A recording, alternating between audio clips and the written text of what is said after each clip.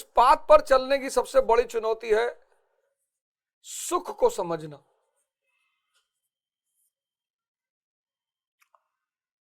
और संसार का एक नियम है, जब तक आप किसी चीज को समझोगे नहीं, आप उसके पार नहीं जा पाओगे।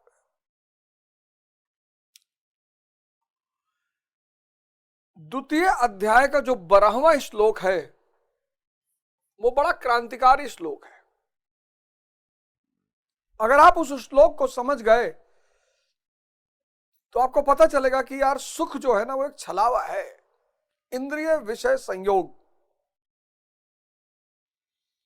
सबसे क्रांतिकारी श्लोक है अब तक के अध्याय में। इंद्रियों का जीवन यानी दूसरों पर निर्भरता, और यही हमारे दुख का कारण है।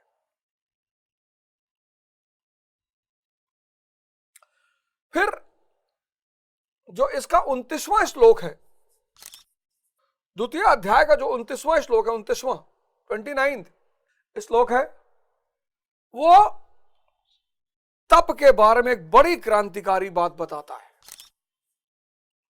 29वां श्लोक बड़ी क्रांतिकारी, वो भी समझने योग्य है। कहता है कि क्योंकि साधन पार नहीं लगाता। क्या बात है, साधन पार नहीं लगाता। पूजा पाठ, ध्यान, योग,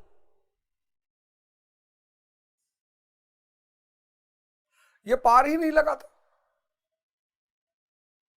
मैंने आपसे कहा ना, तैयारी करो आईएएस बन जाओ, तैयारी करो इंजीनियर बन जाओ, तैयारी करो, यहां साधन पार लगाता ही नहीं।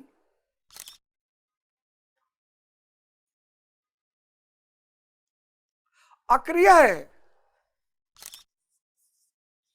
अक्रिया, ये इसका सबसे बड़ा रहस्य है।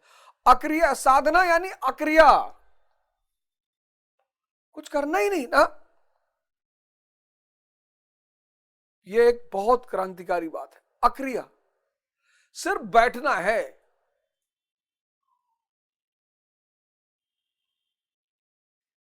अक्रिया।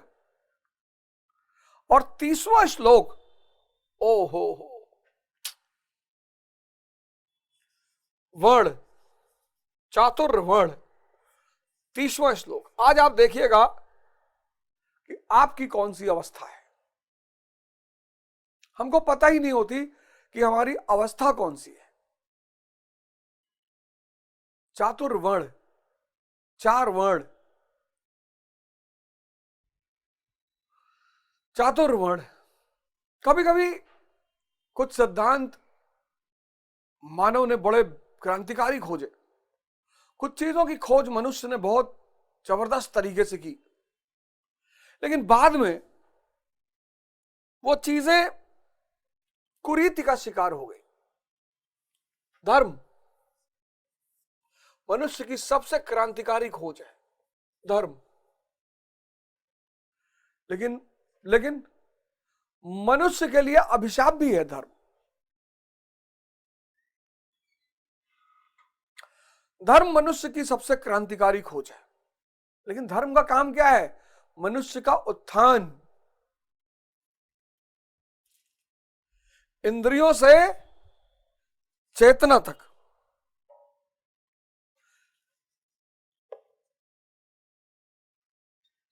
मनुष्य का धर्म का काम क्या है? मनुष्य का उत्थान, इंद्रियों से, सेंसेस से उठाकर कहां पहुंचाया? कॉन्शियस। सिद्धार्थ को क्या बना देगा? बुद्ध।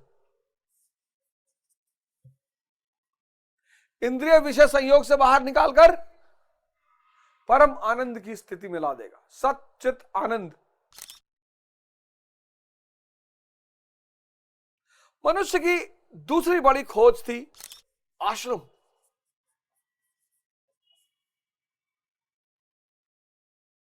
बॉलीवुड वालों ने एक सीरीज बना डाली आश्रम नाम से, और उसमें दिखाया कि भारत के संत आश्रम में क्या क्या करते हैं। हमला किया। आश्रम मतलब वो स्थान जहां व्यक्ति को साधना करना सिखाया जाए, श्रम करना सिखाया जाए। क्योंकि मनुष्य के लिए सबसे चुनौतीपूर्ण काम है अपने को डिसिप्लिन में रखना।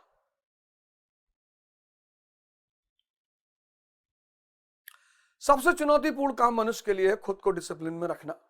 आश्रम वो जगह है जहां उसे डिसिप्लिन में रहना सिखाया जाता है।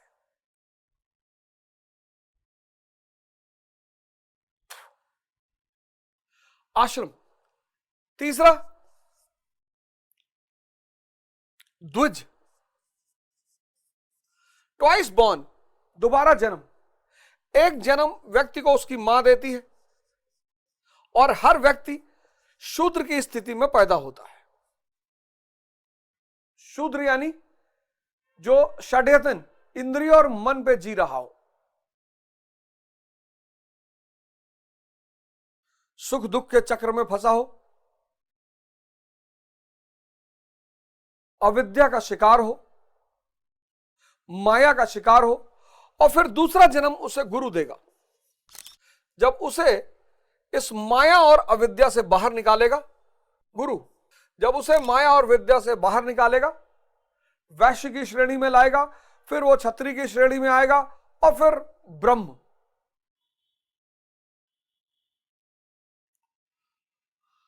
ऐसी चौथी व्यवस्था है वर्ण व्यवस्था। बड़ी प्यारी चीज, बड़ी प्यारी।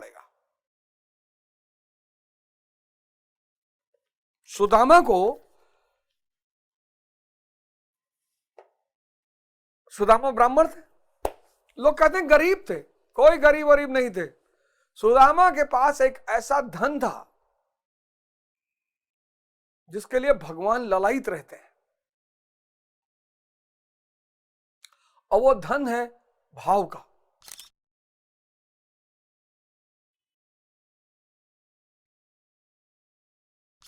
भगवान के बड़े सारे मित्र गरीब रहे होंगे, ऐसा थोड़ा सिर्फ सुदामा गरीब थे। भाव, भजन बना है, भाव के भूखे हैं भगवान। 30वां श्लोक जो है, आई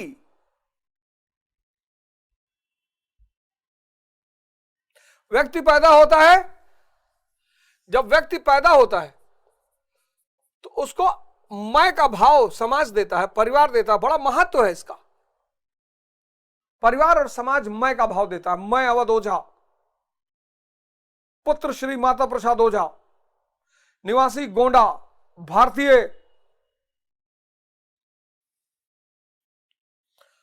और जैसे ही यह व्यक्ति युवा होता है वैसे ही समाज कहता है विवाह करो, विवाह कराओ, विवाह कराओ। ऐसा ना हो चुनौतियां देखकर इसका मैं टूट जाए, कमजोर पड़ जाए, सन्यासी बन जाए। विवाह कराओ इसका, अरे पकड़ पकड़ पकड़ पकड़ पकड़, विवाह कराओ इसका। क्योंकि विवाह मैं को शक्तिशाली बनाने का सबसे बड़ा माध्यम है। मेरी पत्नी,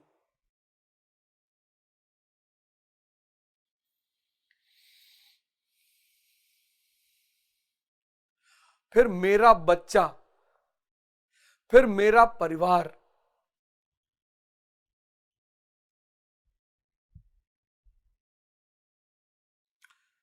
जब तक कर्ता का भाव, ये मैं जब तक खत्म नहीं होगा तब तक साधना चलेगी। लेकिन इस साधना में तुम कुछ नहीं कर पाओगे, आशीर्वाद के सिवा, बैठने के सिवा। गुरु के अलावा कोई रास्ता ही नहीं है, ही नहीं। नहीं तो कबीरदास जी भगवान से तुलना करते गुरु की, और भगवान से बड़े होने की तुलना करते कभी ना करते। तो साधना तो करनी पड़ेगी, श्रम करना पड़ेगा, श्रमण बनना पड़ेगा, सन्यासी बनना पड़ेगा। लेकिन मामला सारा होगा आशीर्वाद से। तुम सिर्फ बैठो।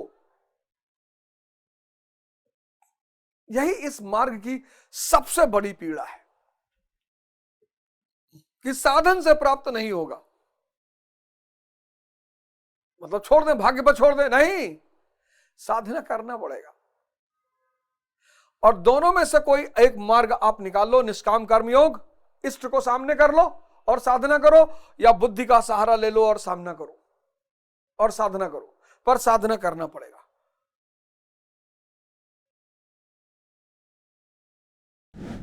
दोनों मार्गों में उस कर्म की अनिवार्यता पर बल देते हुए कर्म क्यों करना पड़ेगा।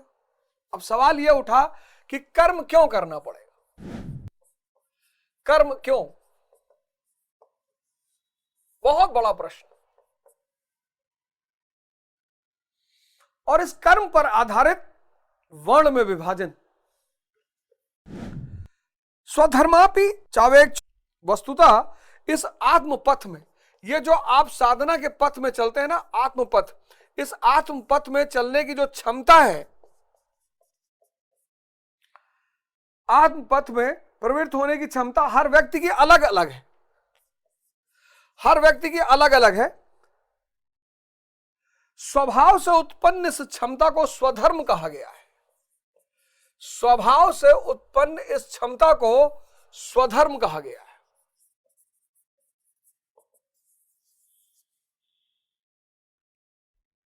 बहुत प्यारा कॉन्सेप्ट सामने आने जा रहा है, बहुत प्यारा।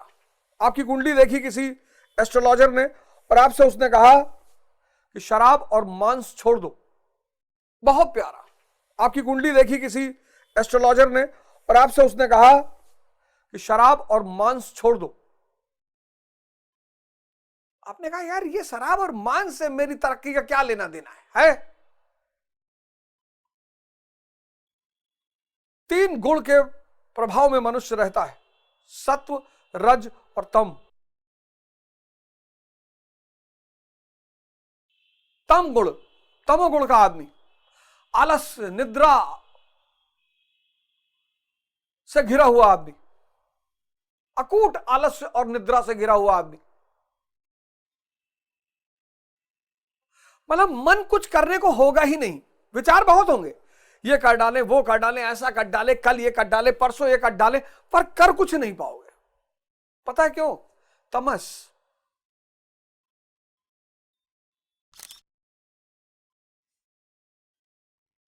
तमस गुण। मैंने बहुत लोगों को देखा, मैं एक समय था, मैं खुद इस चीज का शिकार था। विचार बहुत थे, होता कुछ नहीं था, और बड़े अच्छे अच्छे विचार कि ये कर डालो, ये कर डालो, ये कर डालो, ऐसा कर डालो, पर हो कुछ ना। तमस मतलब मन कुछ करने ही नहीं देगा, उठने नहीं देगा, चलने नहीं देगा। आपको डॉक्टर ने कहा है कि 5 किलोमीटर चलो, पर वो चलने ही नहीं देगा। तमस। फिर उससे थोड़ा आगे बढ़े रजस, रजगुण, रजोगुण, थोड़े से लड़ने की क्षमता आ गई, छत्रत्व आ गया, जो चाहेंगे उसको करेंगे। और सत्व में तो परम गुण आ गए, परम। 2 बजे रात में उठ के नमाज पढ़ रहे हैं, 3 बजे रात में उठ के पूजा कर रहे हैं, और जिसने इन तीनों गुण को काट लिया वो गुणातीत हो गया, परमात्मा हो गया। ऐसे स्टूडेंट भी अलग अलग हैं। मैं जब स्टूडेंटों को देखता हूं जो तैयारी करने आते हैं, ऐसे वो भी अलग अलग है। सबके लिए एक मास्टर, एक इंस्टीट्यूट, एक कोचिंग नहीं है।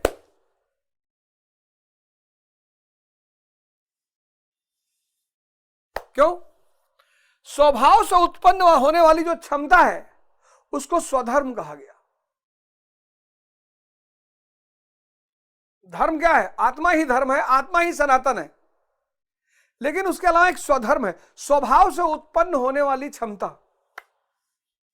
अब इस स्वभाव से उत्पन्न होने वाली क्षमता ने मनुष्य को 4 भाग में, अब गौर करना कितनी क्रांतिकारी बात करने जा रहे हैं, इस स्वभाव की क्षमता के आधार पर 4 श्रेणियों में बांटा है। 4 श्रेणी। पहला श्रेणी शूद्र,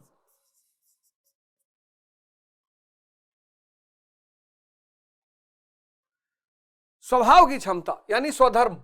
याद रखना, स्वभाव, स्वभाव की क्षमता यानी स्वधर्म।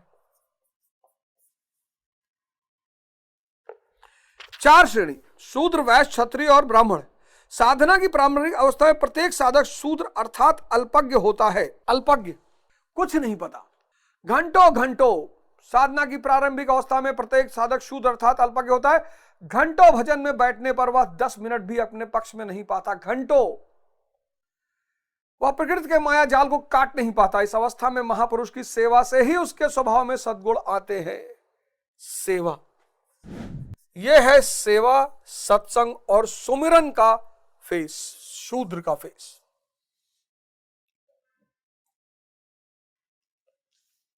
आज आप देखो, आज क्यों समाज इतना परेशान है? सब शूद्र की अवस्था में है, सब तमस प्रधान, इंद्रिय प्रधान, सब।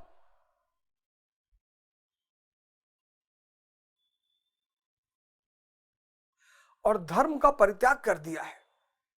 कहते हैं धर्म वर्म कुछ नहीं होता, यही स्वर्ग है, मौज मस्ती करो।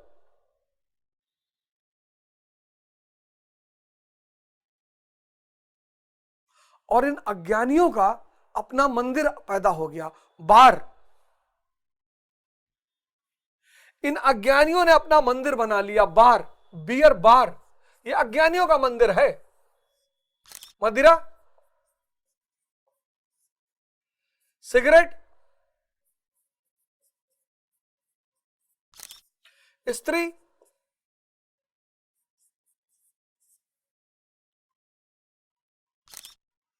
और मादक संगीत। संगीत नहीं, मादक, जो आपको भुलवा दे।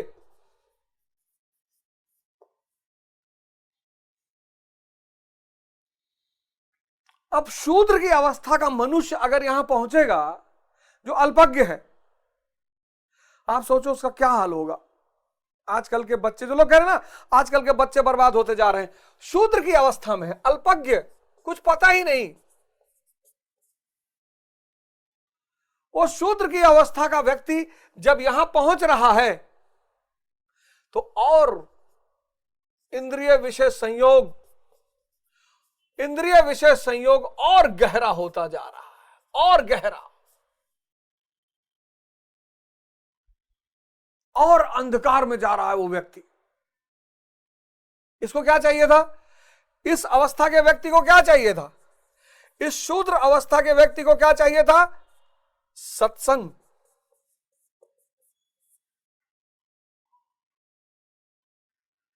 शक्तिशगढ़ चले गए, दिव्य ज्योति जागृत संस्थान चले गए, पंडित श्री श्री रविशंकर के यहां चले गए, सदगुरु के यहां चले गए। इसको क्या चाहिए था? सेवा, सुमिरन। जितना रोशनी के पास ये रहेगा, सेवा। शूद्र के लिए सबसे बड़ा धर्म है सेवा। किसकी? सदगुरु की, समाज की। क्यों क्यों क्यों? सेवा का क्या रोल है? सेवा क्या करता है? सेवा आपके मैं को कमजोर करता है। आप आश्रम जाओगे ना, आप जब आश्रम जाओगे तो आप देखोगे कि जो जूनियर गुरु संत हैं, और जैसे ही सीनियर गुरु महाराजों को देखते हैं वैसे लेट जाते हैं, महाराज दंडवत प्रणाम। जब जब देखेंगे तब लेट जाएंगे, दंडवत महाराज, दंडवत प्रणाम। ये दंडवत प्रणाम क्या है? ये मैं को कमजोर करने की विधि है। झाड़ू लगाना, पोछा लगाना, पखाना साफ करना, खाना बनाना।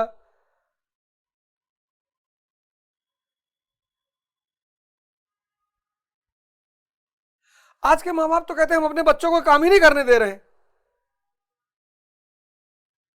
आज के तो मां बाप कह रहे हैं भाई साहब अपने बच्चों को काम ही करने नहीं दे रहे।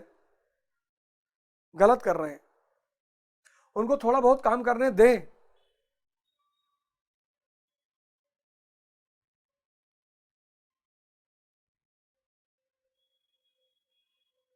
बहुत बुरी दौर में हम प्रवेश करने जा रहे हैं, बहुत बुरे दौर में हम प्रवेश करने जा रहे हैं, बहुत बुरे।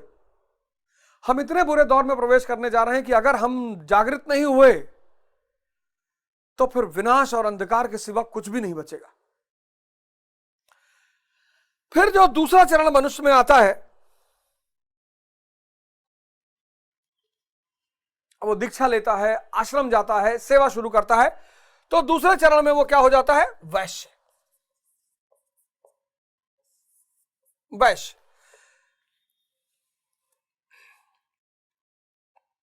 अब सेवा से सद्गुण पैदा होने लगते हैं, सेवा से सद्गुण पैदा होगा। सेवा क्या करेगा? सद्गुणों को पैदा करेगा। अब जब सद्गुण पैदा होंगे तो वह वैश्य श्रेणी का साधक बन जाता है। वैश्य के पास क्या है? सद्गुण। यह सेवा करने से आया है, वैश्य श्रेणी का साधक बन जाता है।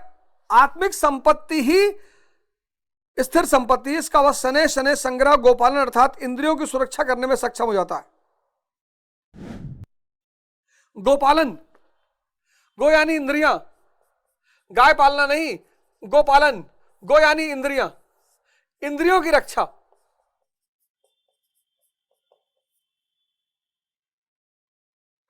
इंद्रियों की रक्षा करने लग जाता है, आत्मिक संपत्ति को बचाने लगता है। संपत्ति अब वैसे है तो संपत्ति तो बचाएगा ही। आत्मिक संपत्ति,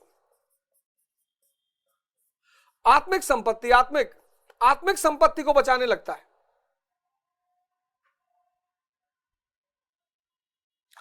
और इस आत्मिक संपत्ति को बचाते बचाते काम क्रोध इत्यादि से इंद्रियों की हिंसा होती है तथा विवेक वैराग्य से इनकी सुरक्षा होती है। विवेक वैराग्य से, विवेक इस शब्द का मैं इतना इस्तेमाल करता हूं, विवेक, विवेक और वैराग्य।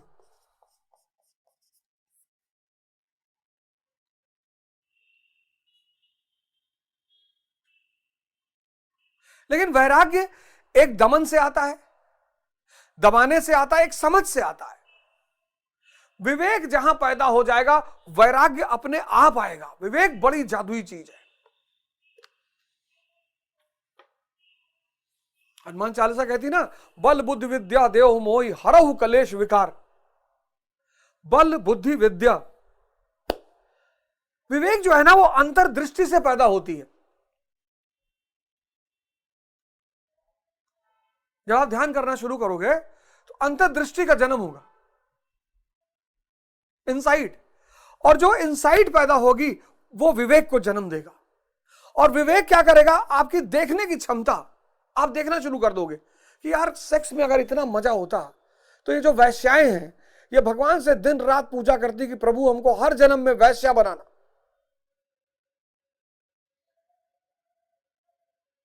अगर सेक्स में इतना मजा होता तो ये सारे बुजुर्ग जवानों से कहते कि छोड़ना मत गुरु।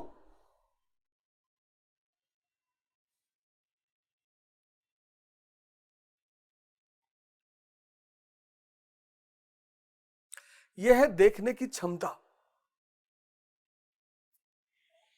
ये स्वामी रामकृष्ण परमहंस, विवेकानंद, भारत के एक से एक सन्यासी, भगवान जैसे सन्यासी, स्त्रियों को मां कहा उन्होंने, दिखाई पड़ गया। ध्यान साधना किया, साधना किया। मैं खुद ही कभी कभी सोचता हूं, मैं इस बात को, ध्यान साधना किया, साधना किया। मैं खुद ही कभी कभी सोचता हूं, मैं इस बात को खुद कभी कभी सोचता हूं। मैं चाहता हूं कि हर व्यक्ति को मैं पकड़ पकड़ के कहूं, भैया ध्यान करो। ध्यान अंतर्दृष्टि को पैदा करेगा, आंतरिक दृष्टि को। वो आपके विवेक को जन्म दे, ऑब्जर्वेशन की क्षमता बढ़ाएगा, देखने की क्षमता बढ़ाएगा। और देखने की क्षमता आपको विवेकवान बना देगी, विवेकवान बना देगी, आप वैरागी हो जाओगे। चीजें आप छोड़ोगे नहीं, छूट जाएंगी, आपको पता चल जाएगा ना कि इसमें कुछ है ही नहीं। विवेक और वैराग्य,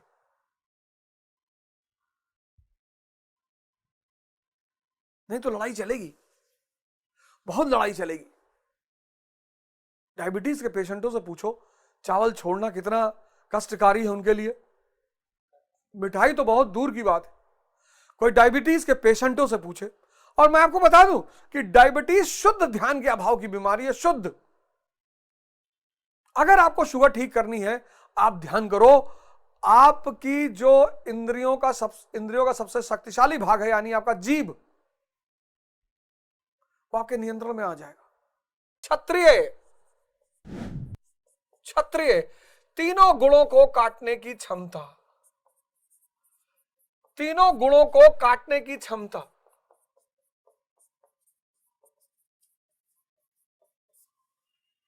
बड़े सारे हमारे मित्र हैं, वो महाराज जी के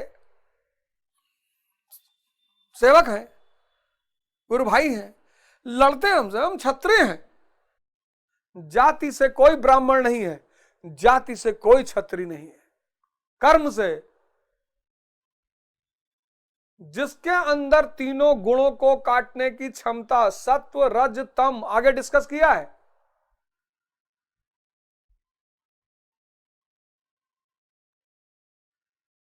तम बुद्धि को कुंठित कर देता है, शराब बुद्धि को कुंठित कर देती है, कुंठित, कुछ कर इतना हरामखोर बना देती है व्यक्ति को अंदर से, अंदर से इतना। यह मांस और शराब,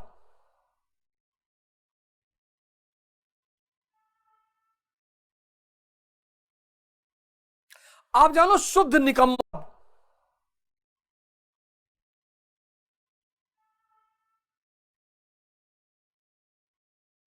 आप जानो शुद्ध निकम्मा।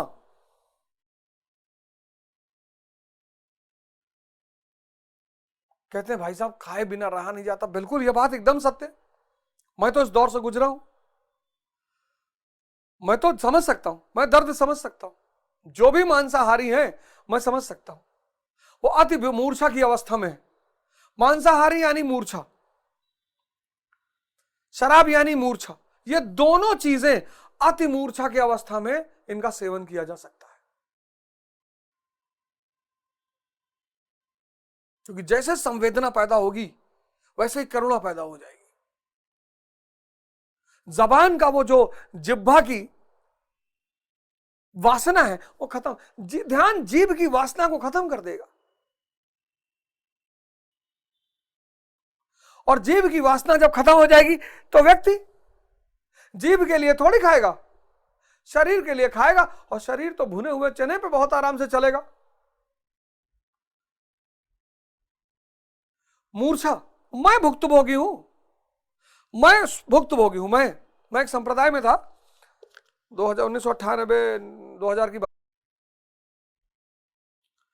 आपकी मूर्छा और जागृति आपके भोजन की अवस्था को बताएंगी। ये जो साधु सन्यासी हैं, आप देखो, जागृति तो जीवित रहने के लिए भोजन करेगी ना, और मूर्छा जीभ की हवस के लिए भोजन करेगी। तो जब तीनों गुण, और अर्जुन क्या है? क्षत्रिय श्रेणी का साधक है अर्जुन। इसी स्तर पर प्रकृति और उसके विकारों को नाश करने की क्षमता। फिर ब्राह्मण गुणातीत, गुणातीत, तीनों गुणों के ऊपर, तीनों गुणों के ऊपर, ना उस पे तमस है, ना उस पे रजस है, ना उस पे सत्व है, वो गुणातीत हो चुका है, गुणों के ऊपर जा चुका है। यहां पे क्या है? यहां पे सारे गुण हावी हैं, है नहीं, हावी हैं, और तमस सबसे ज्यादा हावी है। सेवा करो, सद्गुण पैदा होगा। सद्गुण से आप किस श्रेणी में आ जाओगे? वैश्य की श्रेणी में आ जाओगे। अब जब आप सद्गुण से वैश्य की श्रेणी में आ जाओगे तो आप गोपालन कर, इंद्रियों की रक्षा, आत्मिक संपत्ति की रक्षा करने लगोगे। विवेक पैदा हो जाएगा, अंतर्दृष्टि पैदा हो जाएगी, और विवेक से वैराग्य पैदा हो जाएगा। कुछ छोड़ना नहीं पड़ेगा, छूटेंगी चीजें। फिर आप साधना करते करते करते करते करते ये चीजें इतनी मजबूत हो जाएंगी कि आप क्षत्रिय की श्रेणी में आ जाओगे। तीनों गुणों को नाश करने की क्षमता। अब प्रकृति आप पर हावी नहीं हो सकती, अब उर्वशी आपके ऊपर हावी नहीं हो सकती। अर्जुन के साथ हुआ ना, उर्वशी भी तो आई, स्वर्ग की अप्सरा। अप्सराएं आती हैं सबके टेस्ट के लिए,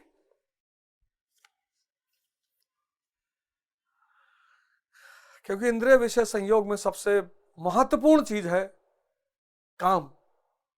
शंकर जी ने जला दिया, काम देव आए छेड़ने शंकर जी को, शंकर जी ने आंख खोली, जला दिया। ये था तीसरी आंख।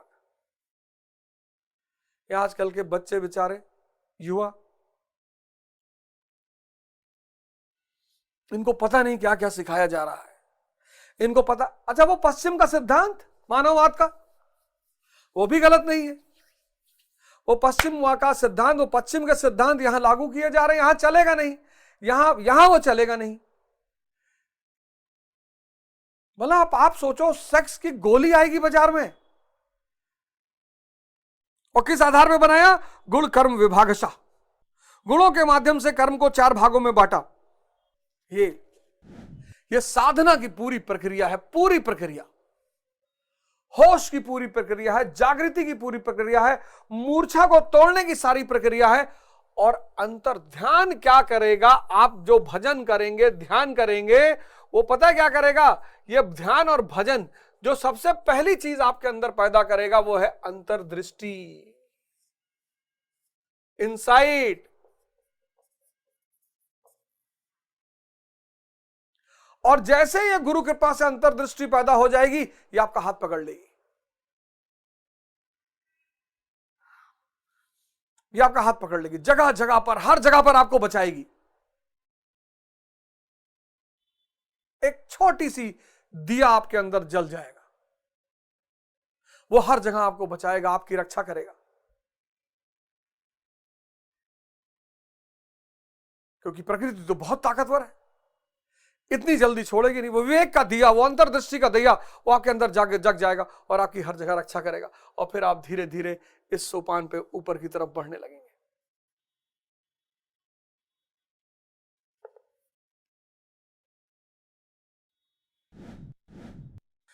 श्रेयः स्वधर्मा विगुणा परम, सारी साधना इन गुणों को काटकर,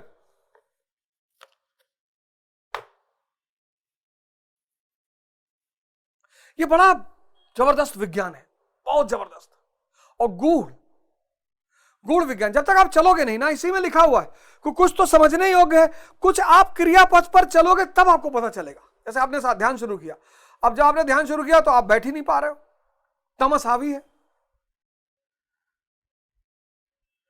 तमस हावी है। अब उस तमस को काटने के लिए आपको कष्ट का सामना करना पड़ेगा। तपस्या शब्द यहीं से आया है। मतलब मैं बता नहीं सकता हूं, हालांकि मैं रोया बहुत हूं, बहुत छटपटाया हूं, बहुत रोया हूं। साधना है, इस स्टेज की जो साधना है, यहां की जो साधना है, इस स्टेज की जो साधना है, ये सत्संग की साधना है। फिर आप इससे ऊपर उठेंगे, फिर आप अकेले, फिर तो आप एकांत में आ जाएंगे। लेकिन आरंभिक चरण में सत्संग बहुत मस्त है। इसलिए आप सबसे सादर हाथ जोड़कर निवेदन है, किसी ना किसी गुरु से जुड़ें, किसी ना किसी आश्रम से जुड़ें, संगत करें।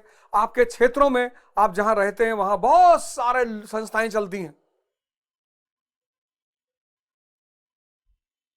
जहां सत्संगी आते हैं, सेवा होती है, सुमिरन होता है, और फिर आपका भी ये विकास क्रम शुरू होगा। अगले एपिसोड में आपसे फिर मुलाकात होगी।